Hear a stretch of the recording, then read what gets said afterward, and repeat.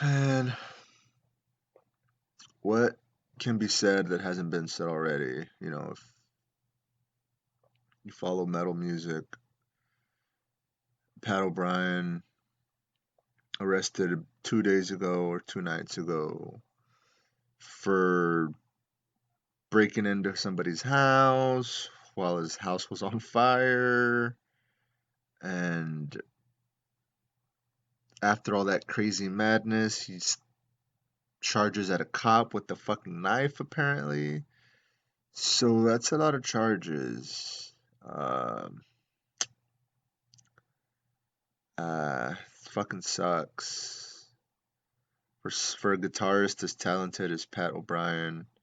And Cannibal Corpse is going to be on a tour early next year, 2019, with Slayer, Lamb of God, Amon Amarth, and fuck that other band. But yeah, I mean Corpse, Amon Amarth, Slayer, Lamb of God. Now, are they gonna pull Cannibal Corpse off of the bill because of this one incident with Pat O'Brien? I doubt it. I seriously doubt it. But that would suck ass. I don't know if this is like a drug issue or maybe Pat's having some kind of mental health problems or like some kind of fuck, man. I don't know. This sucks because he's in interviews and I mean little brief meet and greets, maybe twice, two, three times that I've just like hi goodbye, said hi goodbye to the motherfucker. He's always just a real quiet dude, real reserved, not really loud or opinionated, kind of just keeps to himself. So I don't know if all that craziness that happened about 2 nights ago, if that was drug related or just some kind of mental health issues, or I don't know. I do not know. This is still kind of surreal to me as a huge, not only Cannibal Corpse fan, but a huge Pat O'Brien fan of all his work. Even when he was with Nevermore for those few albums, and I mean he joined Cannibal Corpse in 1998 during the Gallery of Suicide recordings. So he's been with the band for 20 years already and writes solid material for them since.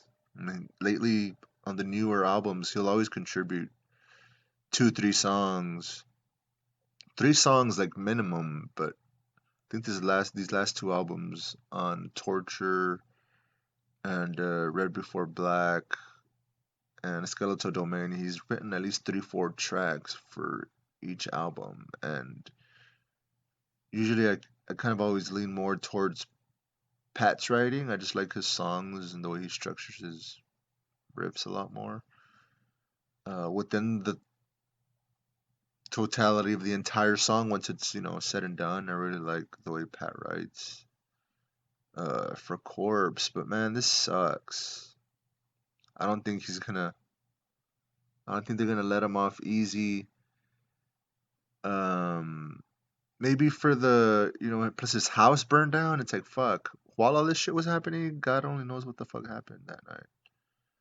Um, Perhaps if it was just breaking and entering, burglary, and trespassing, it wouldn't be so bad. But that one charge of you know running at an officer with a fucking knife in your hand,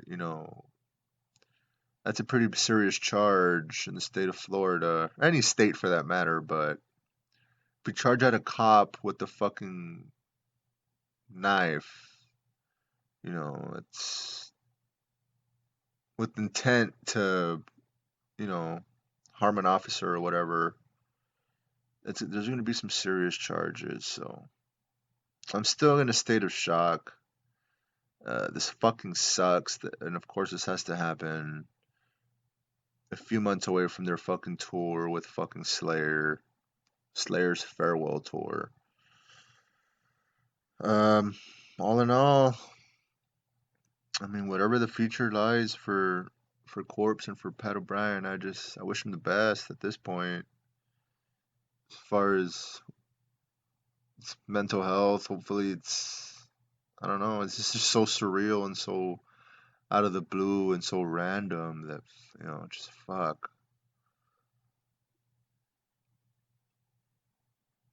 Only time will tell. This fucking sucks. Either way you try to slice and dice it, this fucking sucks. But fuck it, ya que, ya ni modo, y así sobre todo el pinche desmadre.